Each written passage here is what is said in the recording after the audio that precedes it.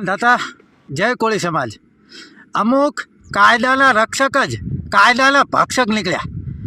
Rimaba ચાલા, PI ડાંગર madam અને પટેલ સાહેબ કેટલા પૈસામાં વેચાણા હશે, જેના કારણે એમને એવું નિવેદન આપવામાં આવ્યું કે આની અંદર જયરાજનો હાથ નથી.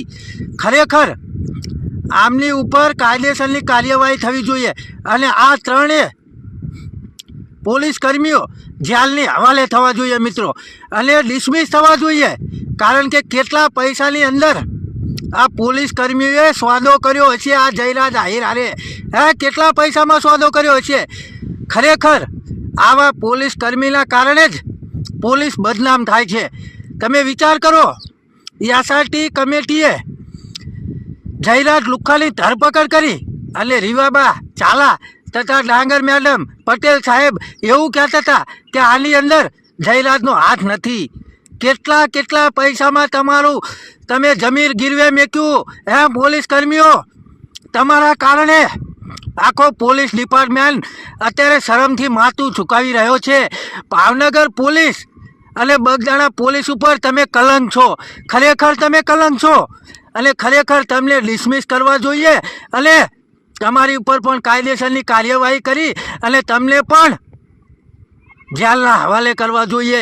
તમારા કારણે પોલીસ કર્મી અત્યારે બદનામ થઈ રહ્યા છે. તમારા પેટના ઓઝરા ફોડવા માટે તમે આ બધું ખોટું બોલ્યો છો. તો ક્યાંથી આ આવ્યો લુખ્ખો? એસઆરટી ટીમે આ લુખ્ખાને કઈ રીતે એરેસ્ટ કર્યો? તમે તો એવું કહેતા હતા કે આની અંદર એની સંડોવણી નથી, એ નિર્દોષ છે. કે જૂની મેટલના કારણે નવનીતભાઈને ઢોર મારવામાં આવ્યો, તો આ ક્યાંથી આવ્યો?